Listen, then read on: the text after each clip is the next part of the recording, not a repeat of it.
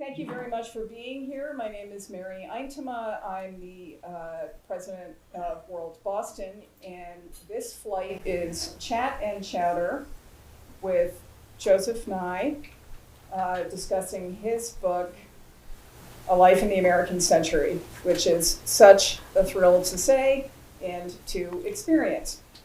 I'm just going to be very brief here. First of all, I have to say, as you may know, the mission of World Boston is to foster international engagement and global cooperation, which seem like very good ideas right now. And so we thank you for doing this mission with us. Right off, we have to thank the Pardee School for sharing this beautiful venue, and the Pardee Center for the Study of a Longer Range Future for being our event partner. So you can't get anywhere in this world without friends. We're very grateful to our friends. I shout out my good colleague, Harrison Zyberg, who is managing tonight's event, and my other World Boston colleagues. We also thank the Lowell Institute, which supports our Chat and Chatter and Great Decisions series, as well as our annual State of the State Department program. The Lowell Institute makes it possible for these events to be free for all attendees, which is really something. But free of charge does not mean free of cost. You may have seen these buttons last year, but 2025 is the blue year. So if you don't have a blue one yet, you better get one, and we're very grateful. So you can make a tax-deductible contribution to World Boston at this attractive QR code or on our website anytime. Quickly, upcoming events. We're going to be back at BU next week. We'll host our Great Decisions installment on science across borders. Very interesting program with the president of the Museum of Science, Tim Ritchie. That's going to be at the CDS Conference Center, also on the BU campus. So check the website to make sure that you're in the right place. February 11th, let's have some fun. It is our beloved annual International Affairs Book Swap. I know you have some extra books. Not this one that we're talking about tonight. Bring your books, swap them out for ones you haven't read yet, and do some networking, and please join in. You can learn more and register for all of our upcoming programs, which are always being added to at worldboston.org. Finally, a note on housekeeping. First of all, you may see me using my phone. I apologize. It's how I'm keeping in touch with my colleagues. And then when we get to audience Q&A, many of you may know the way that we do it at World Boston is I'll call on you, a colleague will bring you a mic, and then you ask a question that ends in a question mark, and we'll be glad to have them. If you're on Zoom right now, welcome. Your questions should go into the Zoom Q&A box. Don't look for the chat function because we don't have one on this Zoom. So right now, I'm very happy to turn it over to our friend, Ambassador Jorge Jaime, to introduce tonight's speaker. Thank you.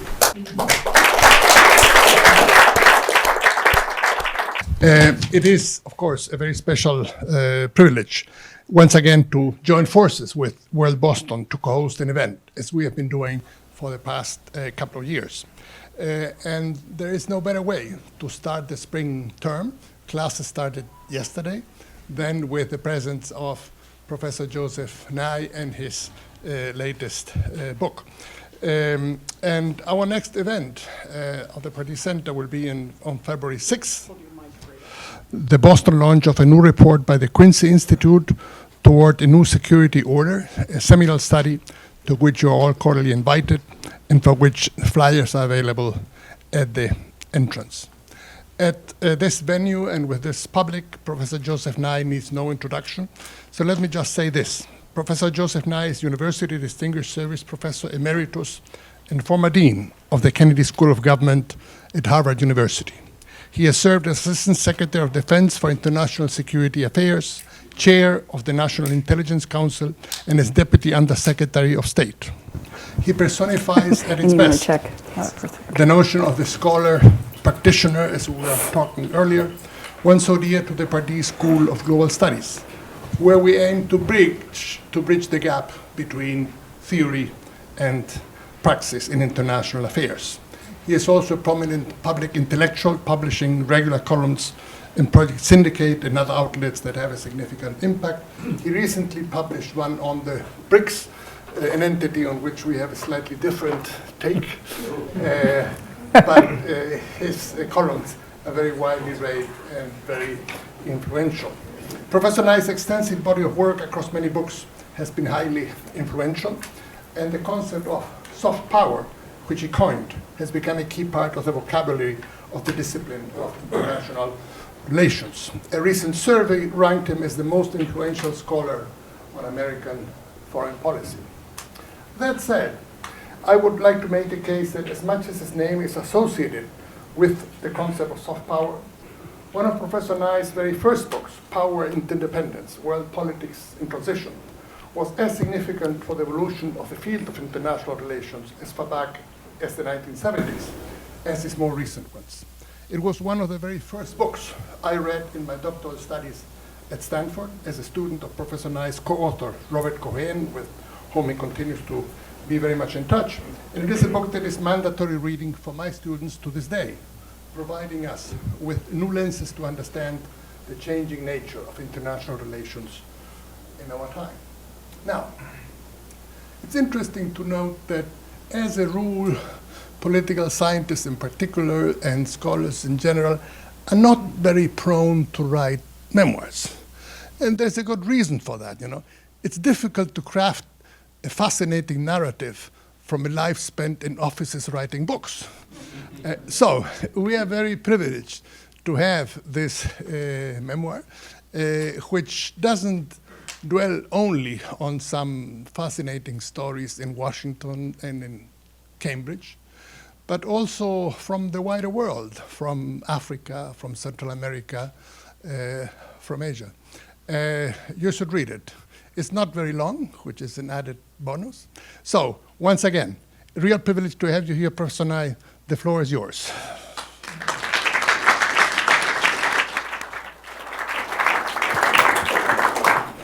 Thank you very much, Jorge. Well, yes, read the book. It's an entertaining read. That is not always the case with the books that come across one's desk, but it's entertaining and also a wonderful first-person history of very major events and seemingly accounts of all the major people that one can think of. I think many of us are intensely aware that 2 days ago, we saw the inauguration of the 47th President of the United States in a peaceful transfer of power, which in itself is an achievement. So today, how do you see the American century 2 days into our current presidency? And maybe along the way, you could mention to folks, remind us what the American century is and how it came to title this book. Well, the term, the American century, was invented by Henry Luce, who was the publisher of Time Life. And he actually used this phrase and published it in, I think it was March of 1941. And at that time, the United States was very isolationist. Remember, the Japanese attack on Pearl Harbor was in December. And Luce wanted to persuade the American people that they had to live up to their responsibilities as becoming one of the most powerful countries in the world. He had no effect at all. The Japanese did.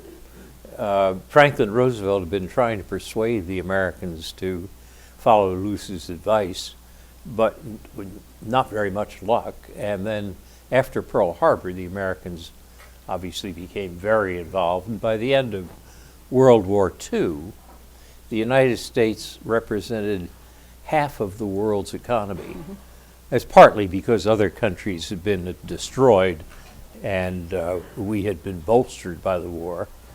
But even with the period of what you might call natural decline from 50% of the world economy to about 25% by 1970, we've stayed pretty much the same. We're about 25% of the world economy today. And so if you were to chart this on a graph, the U.S. has gone like that and then big plateau. So if the argument is that for the American century is that if the largest country in the world doesn't chip in to try to produce global public goods, nobody else will. Everybody else will be a free rider. And that is basically the concept of the American century. Now, to go to your point of bringing this up to date, it's not clear what's going to happen to this. People talk about American decline, and decline is a very ambiguous word. It depends, decline compared to what? As I showed with this imaginary graph, we haven't been declining. We've declined since 45. We haven't been declining since 70, as measured by GDP. On the other hand, in terms of American ability to attract other people, which is what I call soft power, it goes like this. It's cyclical. And in the Cold War, we're quite attractive. In the period in Vietnam, we become very unattractive. Then we regain our attractiveness in the late 70s, 80s, and 90s. And then we lose it again with the invasion of Iraq. We regain it with the election of Obama, and lose it again with the first election of Trump. Regain it somewhat under Biden. So, I've taken economic measures because I can quantify them, and I've taken public opinion polls since I can quantify that. And what it shows is that economically, we go like that and then flat. With our soft power, we oscillate. It's like waves. And I would predict that what we're going to see is a downturn. If your slogan is America first, it means everybody else is second or later or last.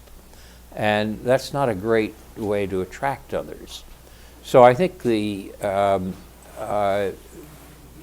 what's more, if you start your inaugural week with talking about regaining the Panama Canal by force, renaming the Gulf of Mexico to the Gulf of America, and taking Greenland, it's not exactly the right way to attract other countries. I had a Danish student who came in to see me today. He said, "Is he really serious about this?" It's caused enormous fear in Denmark. Denmark's one of our closest allies. And the idea that whether this is a serious remark or an offhand remark to stir up his base, who knows? But it's not the way to establish American soft power. So I end the memoir by wrestling with this question, and I say that I end it with what I call a faint ray of guarded optimism, which is a way. I think our institutions are such that we will come through this as we've come through crises in the past. After all, in the 1930s, Franklin Roosevelt thought that democracy might be finished in the United States. And in the 1960s, you had cities on fire and mass riots and so forth. So we've had some pretty bad spells. I think the next 4 years are going to be a very difficult spell. I suspect in 4 years' time we'll still have a ship to sail, but it'll need some repairs. Thank you. I think we actually heard him say manifest destiny. Isn't Oh, I that- missed that. I believe he said that, which is interesting vis-a-vis engaging with another member of NATO, Right. with an ally. But we shall see. So it really is, although a brief and entertaining book, very comprehensive of many things. So I'm just going to pick up a couple of items and themes that you mentioned, and if I'm clearly missing something, let me know. So you have thought many things, written many things, created many important concepts, and also done many things. One of your first tours in government was working on nonproliferation, which many of us remember as absolutely critical. We thought about nuclear weapons a lot. What was the result of that work, and how do you feel about nuclear security now?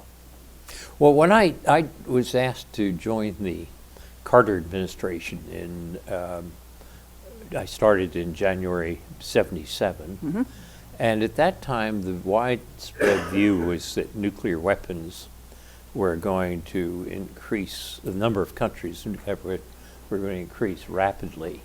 In fact, John F. Kennedy, when he was speculating about the number of countries with nuclear weapons, said that by the 70s there would be 20 to 25. Today there are 9. When I came into the Carter administration, the view was that it was going to rapidly increase because you'd had the great oil crisis of 1973, 74, where the Arab oil embargo on the U.S. and other states led to a quadrupling of the price of oil. And that led to everybody saying, well, we're going to have to go nuclear. And if we're all going to go nuclear, 600 reactors was a number that was tossed around. There's not enough uranium. So if there's not enough uranium, we'll have to use plutonium, which is a byproduct of nuclear fission. And the trouble is plutonium is a weapons-usable material. And so the view is that it was just in the nature of things that we're going to see a lot more countries with nuclear weapons.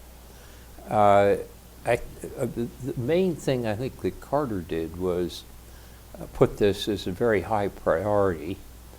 And we did a couple of things. One was to take a couple of deals. The Europeans had made deals with Pakistan to provide them with, the French had done a plant to reprocess nuclear waste and produce plutonium. And the Germans had provided Brazil, or were providing Brazil with a plant to enrich uranium, which could make it highly enriched, which is weapons usable. And the Italians were thinking or beginning to talk with the Argentines about something similar. And the feeling was that we had to stop these plans before they went to full fruition, or you'd never see the end of it. And so Carter spent a fair degree of his political capital on that. The other thing, though, was to try to knock on the head this idea that that we were all moving toward a plutonium economy, and this was in the nature of things. So we started an international nuclear fuel cycle evaluation, which had about 40 countries that had significant nuclear energy facilities. And we did studies about how much uranium is there? Is it really that short? And do we know enough about how to safeguard plutonium so that it isn't misused. And so we spent 2 years on these studies, which didn't solve the problem, but did stop this view that this was the inevitable wave of the future. And I think the Carter administration was able to slow the rate of change, and it was, it wasn't perfect, but it shaped the curve, if you want. Mm-hmm. But I'll just tell you one quick anecdote, rather than all these dull statistics, to illustrate what the diplomacy was like. When we were trying to dissuade the French from finishing their nuclear reprocessing plant with Pakistan, I went to Paris and had a full day's negotiations in this fuel cycle evaluation, and it was exhausting. I mean, the French Undersecretary of Foreign Affairs, who had chair of the meeting, had a particularly hard time, but I had gotten authorization to declassify some information to present to the French. The French had said this plant is purely for peaceful purposes, and the Pakistanis are just using it for peaceful purposes, and the French wanted to believe that because they had a reprocessing plant at La Hague, and they were delighted at the idea that they could sell a lot of copies of it. And we at American intelligence had discovered that the Pakistanis were actually doing experiments with implosion technology, which is taking conventional explosives and using to push the plutonium into a critical mass, which then explodes into a nuclear explosion. And you don't do that for peaceful purposes. And so I got permission to expose this to the French. And so I asked this undersecretary if we could go in a corner of this large conference area. I'd like to share something with him. And I had somebody who had a locked briefcase who opens it up and gives me the documents to show to the French. And he looks at this, and he spent all day saying how this is peaceful. And I present him with this evidence that it's being used to make a weapon, and he keels over. I mean, he was exhausted, but I thought, oh my God, I've killed him. And he was just exhausted in the idea that his argument that he spent all this time investing in was useless. That was too much for him. And then another Frenchman, André Giraud, who became their Minister of Defense eventually, who was then head of their Atomic Energy Commission, took his place and looked at these documents, and he said, if this is true, we're going to have to change our position. But if you leak any of this to the press, we won't. That was a real challenge. And yet we were able to keep it quiet. And finally, by November, this would probably be about June that I was in Paris doing this. By November, the French sent us a telegram, diplomatic telegram, saying they had told the Pakistanis that there were technical difficulties that had arisen with the front end of the plant, which would delay its completion. So it never was completed. But that's a diplomatic anecdote, which is more interesting than all those numbers. So it's the moral for quiet diplomacy. You should first attempt to kill your interlocutor. Is it? If I were smarter, I would have found a better way of presenting it to him. But he survived. Yeah. And then we go into a golden age, really, of arms control in managing the bomb, the ABM, Treaty INF, START, et cetera. Is there a future now for continued arms control, for continued restraint on the development and use of nuclear weapons? Well, it's getting worse. I Yep. mean, we're down to one treaty, which is the U.S.-Russian treaty on strategic weapons, but that is supposed to expire next year, and if you look at U.S.-Russian relations, there doesn't seem to be much inclination toward renegotiating it for extension. So in terms of maintaining control of the number of weapons between the large powers doesn't look promising, and China, which is increasing its nuclear arsenal quite rapidly after years of not doing so, doesn't want to talk about arms control.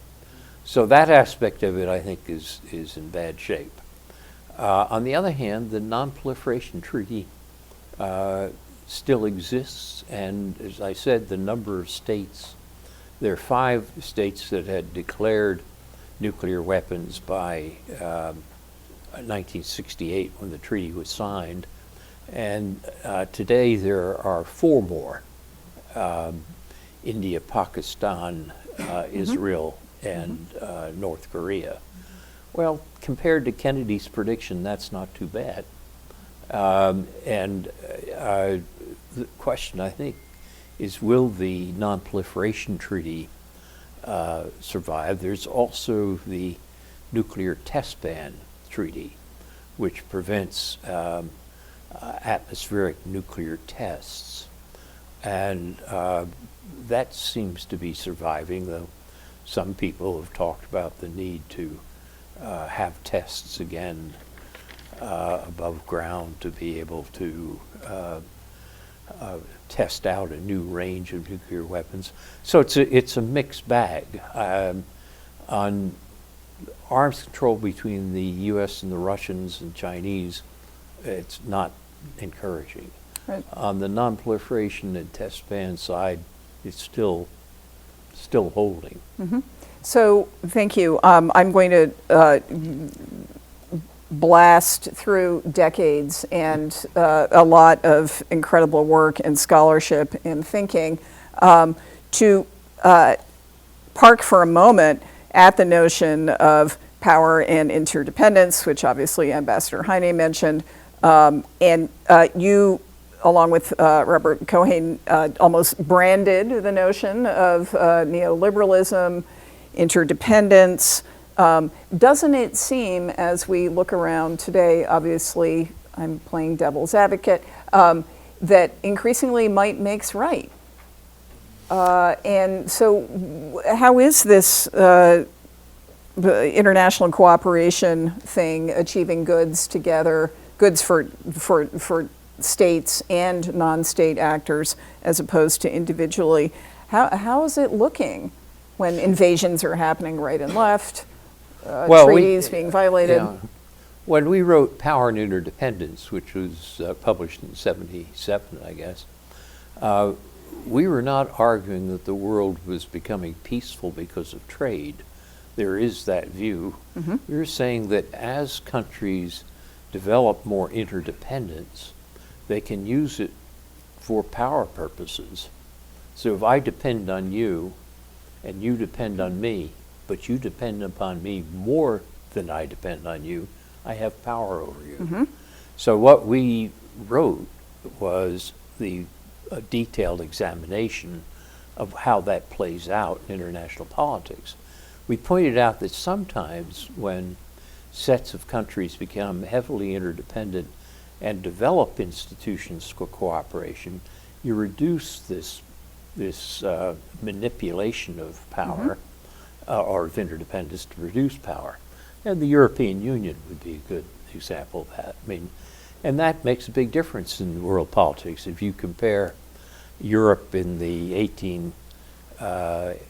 let's say the 1890s or before 1914, they had 3 wars between Germany and France between 1870 and 1939,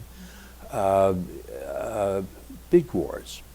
And if you look at German-French relations today, there can be diplomatic disputes between Paris and Berlin, but the idea of war is just out of the question.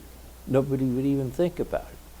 And that's a case of institutionalized interdependence. So it works in some areas and not in others. There was a hope that that the U.S.-Chinese trade relations and interdependence would produce something like that, but it didn't. Right. And so when I was in the Clinton administration, responsible for defense in East Asia, and faced with the rise in the power of China, we had a mixed strategy. We said the first thing we have to do with the rise of China is to get the balance of power straight. That's a very realist proposition, which means we have to reaffirm the U.S.-Japan Security Treaty, which in '93 most people thought was a relic of the Cold War and should be abandoned. And our view was if you had 3 major powers in East Asia, the U.S., China, and Japan, it's better to be part of the 2 than the 1. So reaffirming the U.S.-Japan relationship would give us a positive position in the balance of power. But having said that, we said, let's try to extend the hand to China of inviting them into international trade and institutions. And we supported China's entry into the World Trade Organization and so forth. Alas, that didn't work. There are many arguments as to why that half of the policy didn't work. But one of them is after 2008, when the American created international financial crisis leads the Chinese to believe that the United States is in decline, they dropped Deng Xiaoping's policy of bide your time and become much more assertive. And when Xi Jinping comes to power in 2013, he becomes even more assertive. And so the Obama administration makes several efforts to try to work with the Chinese, but we know from internal Chinese documents, which we've seen since then, that the Chinese were planning on ways to reduce their dependence on the U.S. and to increase their diplomatic assertiveness. They called it wolf warrior diplomacy. And that means that by the time, even before Trump, by the end of the Obama administration in 2016, the relations between the U.S. and China are beginning to sour. So that leaves you with a picture that there are some islands of cooperation which work, but on the major relations between the U.S. and China and the U.S. and Russia, things look kind of bleak. Okay. We are going to skip over, because I know there's going to be a lot of great questions. Read the book, and make sure also that you read Bound to Lead 1990 and recall the concept of soft power. But that's probably closer in memory. We'll get there in a little bit. This book also, I do want to touch on this, is very valuable because it's also a story about work, jobs, and a lot of hard work, and doing different kinds of jobs in transits from academia to government and back. And I found that very insightful. Your reflections, and I guess some hard lessons about how the different environments require different skills and adjustments. And I just feel that might be an interesting place for us to wrap up this portion, since we're in a university and many people are probably considering similar pathways? Well, there's a big difference between academic life and government, in the sense that in academic life, getting the answer just right is crucial, and time is secondary. So if you have to revise the article again and again and again, and it's published only 2 or 3 years later, nonetheless, if you get it to be an A+, you've made your reputation. If you publish it as an A-, people say, oh, it's okay, but. And also, while power is obviously part of academia, if you get your ideas just right, and people say, oh my God, I don't like that woman or that guy, but you can't ignore that article. I mean, she nailed it. If in government, it's very different. Timing is everything, and power is crucial. So you can have a great idea, but unless you can recruit other people to follow you, the idea doesn't have any political legs. It doesn't have any clout. And if you don't pay attention to time, it can be irrelevant. In other words, if I have to write a memo for the president about how he should handle the Russian ambassador who's coming in at 4 o'clock this afternoon, and I work on it, and I say, it's not quite right, I'm going to tweak it a little bit, and I get it over to the White House at 2:30, and it's too late to get through the paper process, so the memo doesn't get to the president in time for him to read it before the Russian ambassador comes in. It's not an A, it's an F for failure. And that's why there's a really difference, big difference in basically how you organize your life in academia and how you organize it in government.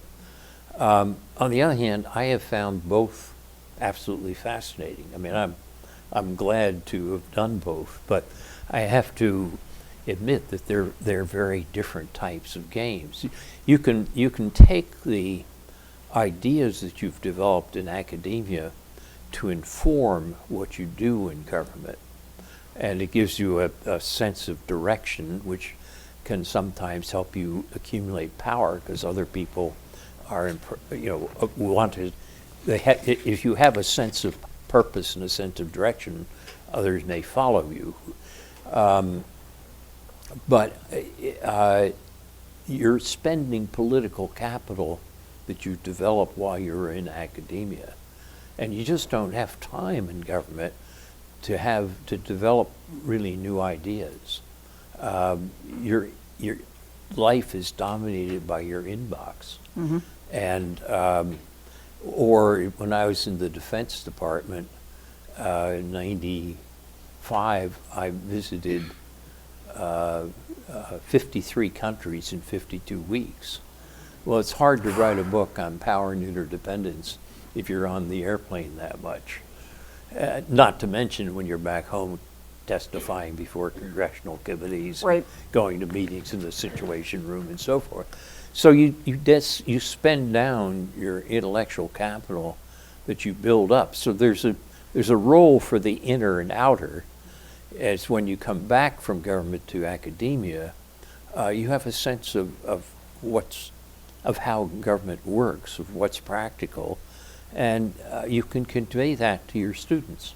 I mean, you can explain to them why an idea that looks good in this context may not work in another context. So there's a role, I think, for inners and outers, as Dick Neustadt called them. But it's also true that you got to realize that the two roles are when you're in and when you're out are quite different. You're going to have to play by slightly different rules. And develop different skills. And develop different skills. Yeah. Okay, so time actually is the theme. Unfortunately, we don't have very much. I'm not sure where my colleague with the mic is. Okay, so we're going to take two questions at once. We're going to start with Val and then come over here. So a brief question and end with a question mark, okay? Two questions, but okay. Thank you so much. Very, very thought-provoking, Professor Nye. The question of America's economic decline. You mentioned that probably it wasn't much of a decline, but maybe not an absolute decline, but certainly a relative economic decline relative to China. How serious do you see that? Yeah. Okay, and then we're going to grab another question. So Madeline can come over here. Sorry. Thank you. Don't you believe that some people cannot be, humanoids cannot be negotiated with? For example, Hitler, Putler. It doesn't matter what they sign. The next thing they can do, you can have not one treaty, you can have 74 treaties. They're never going to do anything different. So what's the point of signing or negotiating anything or having any treaties whatsoever? Great, thank you. Well, they're both good questions. On the question about decline, you're absolutely right. If I'd had time, I would have pointed out that not only is decline, there's a difference between absolute and relative decline. But if you look at relative decline, America, if China rises and the Americans stay the same, then that's decline relative to China. But the interesting thing is that China's increased share of world product has come at the expense of the other OECD countries, not at the expense of the United States. So China's risen relative to the United States, but the United States has kept its position relative to the world as a whole, which means that share that China has gained is they've eaten it from the Europeans and Japanese. So, but I'm glad you made the point because I should have made it.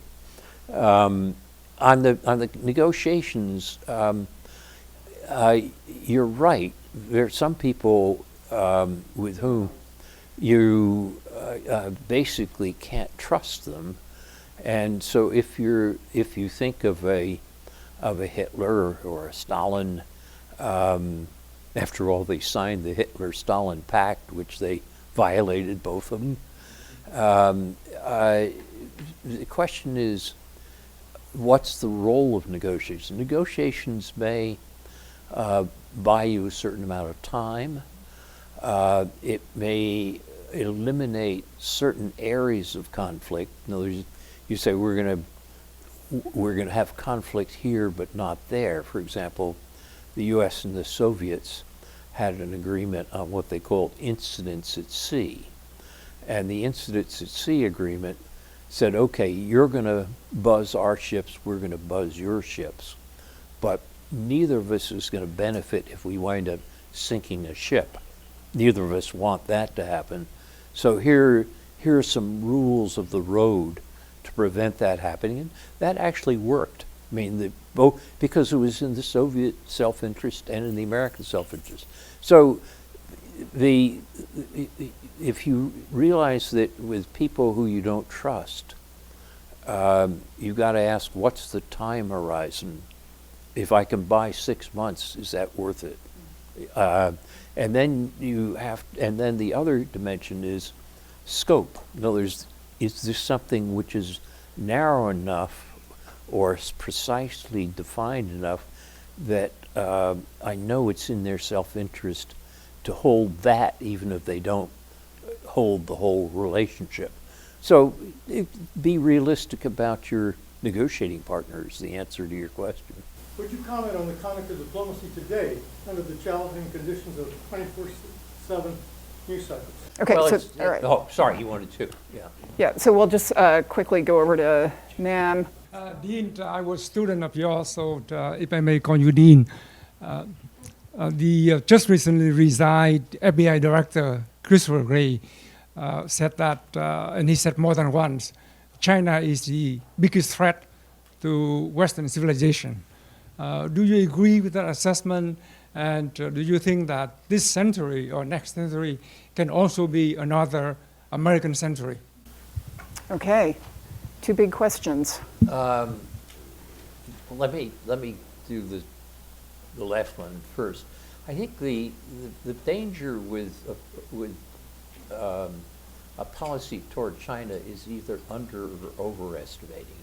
In other words, if you look at the American power position vis-a-vis China, you have to realize that we don't have to rely on China's good intentions, because as I mentioned earlier, those intentions changed after they dropped Deng Xiaoping's policy.